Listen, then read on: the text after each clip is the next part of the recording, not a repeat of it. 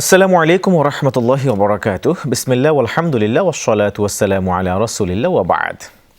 হজকে কেন্দ্র করে সৌদি আরবের মক্কা নগরীতে একত্রিত হন পুরো বিশ্বের মুসলিমরা। এই জন্য পবিত্র কোরআনের সূরা হজ্জে আল্লাহ সুবহানাহু ওয়া তাআলার পক্ষ থেকে হযরত ইব্রাহিম আলাইহিস সালাতু ওয়াসসালামকে বলা বাণীর বাস্তবায়ন, যেখানে আল্লাহ সুবহানাহু ওয়া তাআলা ইরশাদ করেছেন, আর মানুষের কাছে হজের ঘোষণা করে দিন, তারা আপনার কাছে আসবে পায়ে হেঁটে এবং সব ধরনের কৃষকায় উটের পিঠে করে। তারা আসবে দূর দূরান্তের পথ অতিক্রম করে। সূরা হজ আয়াত ২৭। আজকের বিষয় হজের ৫ দিনের ধারাবাহিক আমল। প্রিয় দর্শক শ্রোতা, কাছে এবং দূরে যে যেখানে আছেন সবাইকে স্বাগত জানাচ্ছি যমুনা টেলিভিশনের নিয়মিত আয়োজন in the name of Allah with BRB cables অনুষ্ঠানে। আপনাদের সাথে আছি আমি মোহাম্মদ হিদায়াতুল্লাহ। অনুষ্ঠানটি টিভি সেটের পাশাপাশি যমুনা টেলিভিশনের ফেসবুক পেজে সম্প্রচারিত হচ্ছে। দর্শক, আপনারাও যোগ দিতে পারেন আমাদের সাথে এই অনুষ্ঠানে। সরাসরি ফোন করুন 0298240522 এই নাম্বারে। অতিথি হিসেবে আজ আমাদের সাথে যুক্ত আছেন চট্টগ্রাম বিশ্ববিদ্যালয়ের আরব বিভাগের সুযোগ্য অধ্যাপক জনাব ডক্টর গিয়াসউদ্দিন তালুকদার হাফেজাহুল্লাহ। আসসালামু আলাইকুম ওয়া রাহমাতুল্লাহ।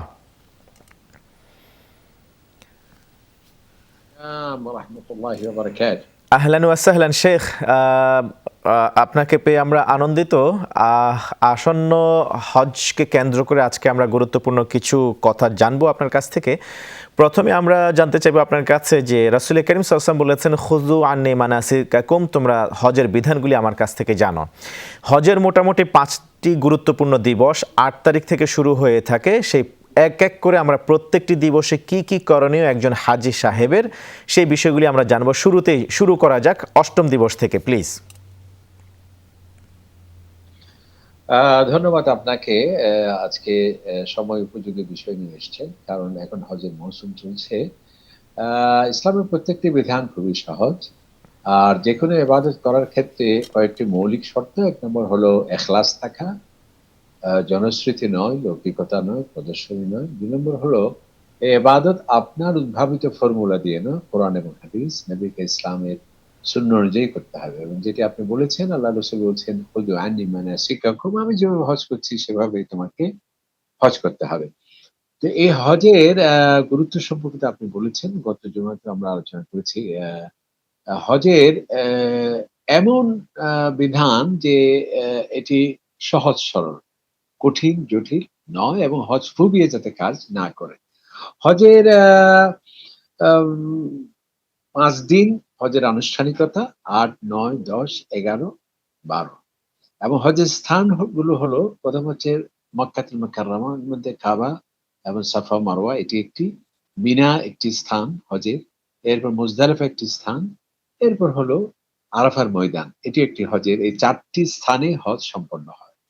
হজের ফরজ হলো ৩টি মাত্র। একটি হচ্ছে ইহরাম করা, আরেকটি হচ্ছে ৯ তারিখ আরাফার ময়দানে উপস্থিত হওয়া বা ওকুফে আরাফা যেটাকে বলা হয়। এরপর হলো আপনার এহরাম করা। এহরাম করা, আরাফাতে অবস্থান করা। এরপর হচ্ছে কাবা শরীফের তাওয়াফে জিয়ারা, যেটাকে তাওয়াফুল ইফাদা বলা হয়, আল্লাহর ঘর তাওয়াফ করা। এবং হজের ওয়াজিব হলো মোট ৫টি। একটি হচ্ছে মুজদালিফায় রাত্রিতে অবস্থান করা। এরপর হচ্ছে শয়তানকে কঙ্কর নিক্ষেপ করা বা পাথর মারা যেটি। এরপর হচ্ছে চুল কাটা বা মাথা নেড়া করা। এরপর হলো সাফা মারওয়া ২ টি পাহাড়ের মাঝখানে হাঁটা, যেটাকে সাই বলা হয়। এরপর হচ্ছে সর্বশেষ হচ্ছে বিদায়ী তাওয়াফ। এখন হলো আপনি সুন্দর একটি বিষয় নিয়ে আসছেন, সেটা হচ্ছে দিন ভিত্তিক যদি হজের কাজগুলো বলা হয় তাহলে সহজ হয়। আ হজের কাজ বললাম আমরা যে ৫ দিন, শুরু হয় ৮ তারিখ। ৮ তারিখে হাজী সাহেবকে এহরাম করতে হবে। এহরাম করতে হবে। এহরাম কিভাবে? এহরাম হলো সার্বিক পরিষ্কার পরিচ্ছন্ন হয়ে, আ এবং পুরুষ যারা আছে আমরা লুঙ্গি স্টাইলের একটি কাপড় পরিধান করা। এরপর হচ্ছে চাদরের মধ্যে একটি সেলাইবিহীন সাদা কাপড় পরিধান করা, এবং মা বোনরা যারা আছেন তাদের নিজস্ব ড্রেসে থাকা। এটি একটা মায়েদের প্রতি বা নারীদের প্রতি যে ইসলামের কত বড় একটা সম্মান প্রদর্শন, যার প্রমাণ হলো পুরুষদেরকে আলাদা ড্রেস পড়তে হয়, যেটি অনেকটা কঠিন। আর মেয়েদের ক্ষেত্রে তাদের স্বাভাবিক ড্রেসে সেটি থাকবে। তাহলে ৮ তারিখ কি হলো? এই সামগ্রিক পরিষ্কার পরিচ্ছন্ন হয়ে ২ রাকাত নামাজ পড়া। এবং কোথায়? সেটি মক্কা শরীফ, যেখানে আপনি হোটেলে অবস্থান করছেন। যারা তামাত্তু হজ করবে, এটা আমরা একটু পরে বলছি। যারা তামাত্তু হজ করবে তাদেরকে ৮ তারিখ নতুন করে ইহরাম করতে হয়। প্রথমে ২ রাকাত নামাজ পড়বে, সুন্নতুল ইহরাম। যেটি ২ রাকাত নামাজ পড়ার ১ম রাকাতে সূরা ফাতিহা, কুল ইয়াল কাফিরুন, ২য় রাকাতে সূরা ফাতিহা, কুল হুয়াল্লাহু আহাদ। নামাজ শেষে নিয়ত করতে হবে। নিয়ত কিভাবে? আল্লাহুম্মা লাব্বাইকা হাজ্জান। একেবারে ২ টি অক্ষরে নিয়ত। লাব্বাইকা হাজ্জান। অথবা বাংলাতেও বলা যায় যে, আয় আল্লাহ, আমি আপনার পবিত্র ঘরের হজের জন্য ইহরামের নিয়ত করছি, আপনার নিয়ত হয়ে গেল। এরপর আপনাকে তালবিয়া পাঠ করতে হয়। তালবিয়া মানে এটা হজের স্লোগান। লাব্বাইক আল্লাহুম্মা লাব্বাইক, লাব্বাইক লা শারীকা লাক লাব্বাইক, ইন্নাল হামদা ওয়ান নি'মাতা লাকা ওয়াল মুলক লা শারীকা লাক। বেশি করে দোয়া করা আল্লাহ তাআলার কাছে। তাহলে ৮ তারিখ কি? ইহরাম করে সকল হাজীকে চলে যেতে হয় মিনা নামক স্থানে। সকল হাজী জোহরের আগে সবাই উপস্থিত হয়ে যায়। নবী করিম ইসলাম সোয়া লক্ষ সাহাবায়ে কেরাম নিয়ে মিনায় তিনি আ আ উপস্থিত হয়েছিলেন এবং সেখানে জোহর, আসর, মাগরিব, ইশা, ফজর এই ৫ ওয়াক্ত নামাজ নবী করিম ইসলাম পড়েছেন এবং বর্তমানে আমরা সেখানে গিয়ে এই ৫ ওয়াক্ত নামাজ আদায় করব এবং বেশি আল্লাহ সুবহানাহু ওয়া তাআলার কাছে যিকির করা, তওবা করা, কোরআন তিলাওয়াত করা এবং নানা ইবাদতে মশগুল থাকা, এই হচ্ছে হজের কাজ। এটি ৮ তারিখ, এটা হজের সুন্নাহ। এরপর হলো ৯ তারিখ ফজর নামাজের পরে যখন ৯ তারিখ হবে, সকল হাজীকে চলে যেতে হবে আরাফার ময়দানে। আরাফার ময়দানে। জোহরের আগে সকল হাজী আরাফাতে তারা উপস্থিত হবেন। বাস যোগে, ট্রেন যোগে, পায়ে হেঁটে জোহরের আগে সকলে উপস্থিত হয়ে যায়। এরপর জোহরের আগে হজের খুতবা দেয়া হয়। সেখানে একটা মসজিদ আছে, মসজিদে নামেরা। নবী করিম সাল্লাল্লাহু আলাইহি ওয়াসাল্লাম সোয়া লক্ষ সাহাবায়ে কেরাম নিয়ে জোহরের আগেই তিনি সেখানে পৌঁছে গিয়েছিলেন এবং বিদায় হজের ভাষণ দিয়েছিলেন। তারই সুন্নাহর আলোকে এখনো ইমাম সাহেবরা সেই হজের খুতবা দিয়ে থাকেন। খুতবা শেষে আযান হবে। আযানের পর একটি একামত দিয়ে জোহরের নামাজ ২ রাকাত, আবার একামত দিয়ে আসরের নামাজ ২ রাকাত। অর্থাৎ জোহর এবং আসরকে একসাথে সেখানে আদায় করা হয়। এরপরে আরাফার অবস্থানের সময় শুরু। সূর্যাস্ত পর্যন্ত সকল হাজীকে ৯ তারিখ আরাফার ময়দানে অবস্থান করতে হয়। এটা হজের ফরজ এবং সেদিন বেশি আল্লাহ সুবহানাহু ওয়া তাআলার কাছে দোয়া করা। আল্লাহর নবী বলেছেন, আল হাজ্জু আরাফা, আরাফাতে অবস্থান করাটাই হলো হজ। যে ব্যক্তি আরাফা পেল তার হজ হয়ে গেল। আর সব কাজ করলো আরাফায় গেল না, তার হজ আদায় হবে না। এভাবে যখন সূর্য ডুবে যাবে আরাফার সময় শেষ। তখন সকল হাজী পায়ে হেঁটে কিংবা বাস যোগে, ট্রেন যোগে মুজদালিফা নামক স্থানে সকলে পৌঁছে যাবে এবং সেখানে গিয়ে তারা আযান হবে। আযান দিয়ে একামত দিয়ে প্রথমে মাগরিবের নামাজ ৩ রাকাত। এরপর আবার একামত দিয়ে এশার নামাজ ২ রাকাত।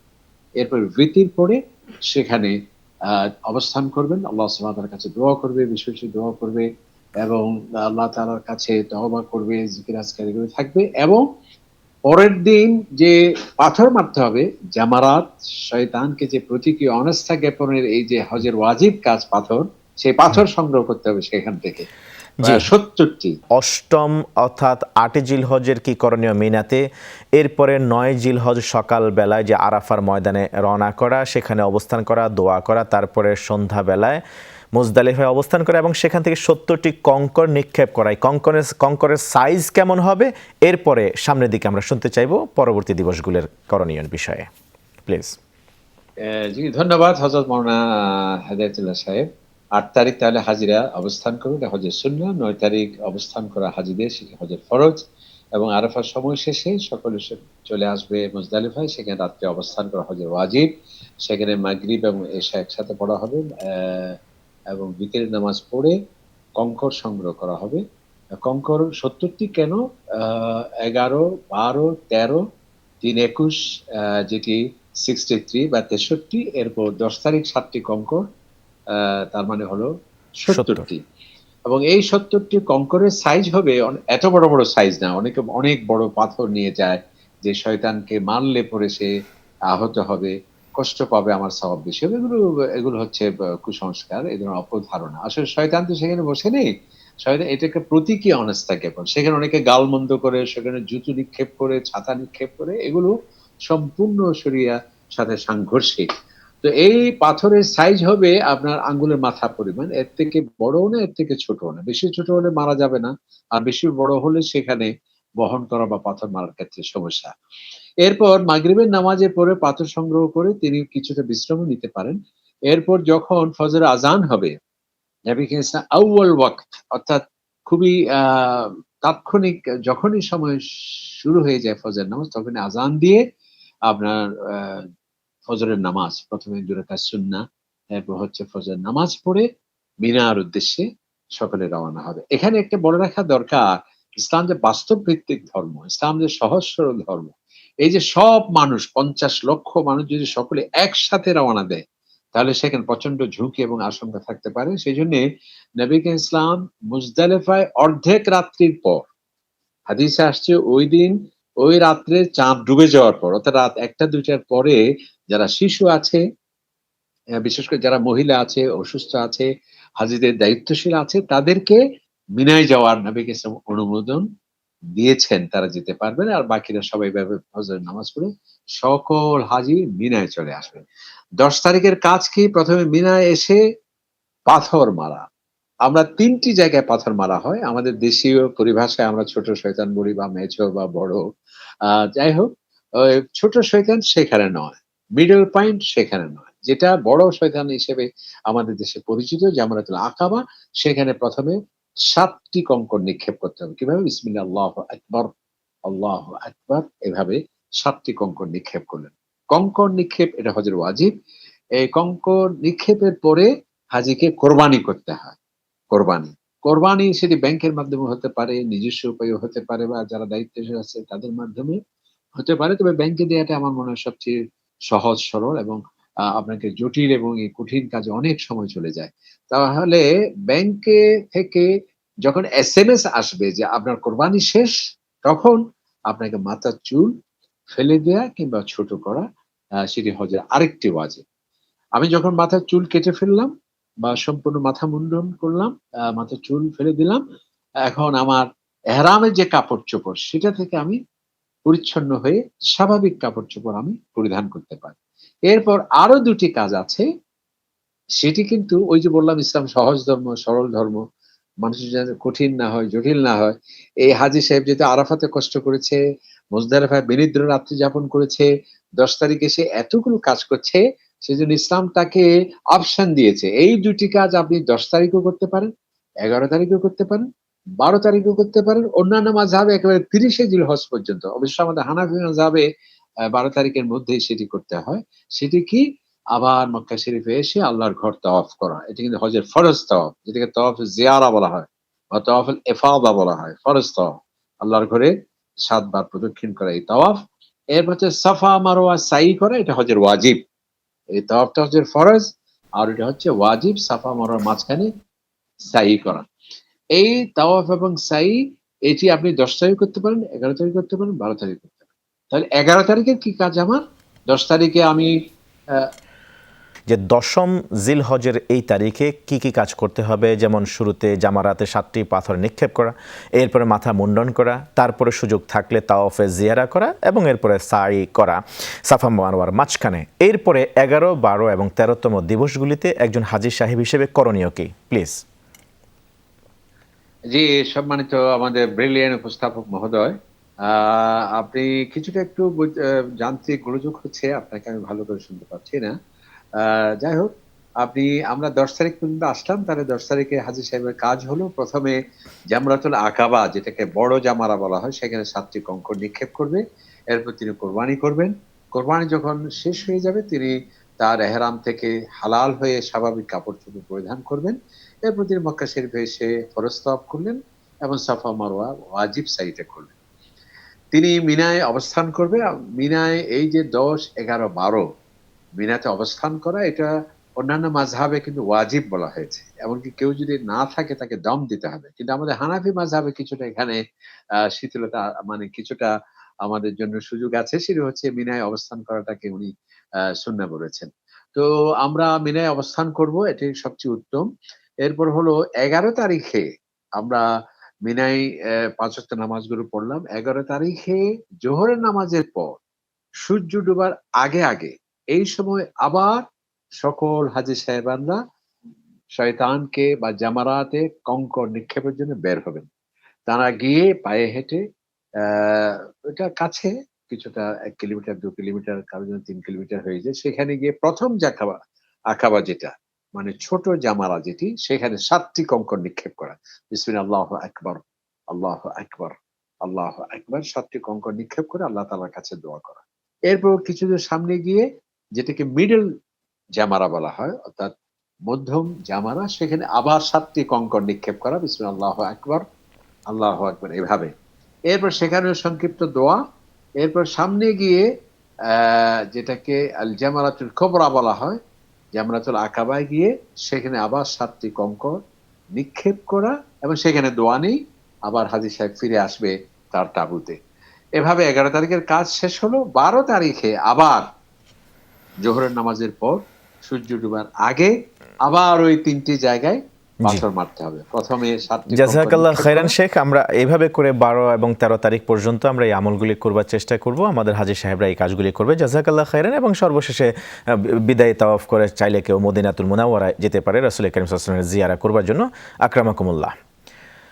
হাজার বছরের স্মৃতি বিজড়িত এই হজের প্রতিটি কার্যক্রমে রয়েছে মানবজাতির সুপ্রাচীন ইতিহাস ও ঐতিহ্য। মুসলমানদের জন্য এটি একটি ফরজের বাদা।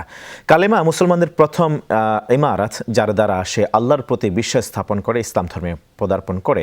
এরপর নামাজ রোজা হলো মুসলমানদের জন্য শারীরিক ইবাদা, আর হজ হলো শারীরিক ও আর্থিক ইবাদা। এই জন্য হজ আদায় করা সবার উপর ফরজ না হলেও তবে হজ সম্পর্কে একজন মুসলমানদের সব ধরনের ধারণা থাকা উচিত। আল্লাহ সুবহানাহু ওয়া তাআলা আমাদেরকে জেনে বুঝে সঠিক আমল করার তৌফিক দান করুন।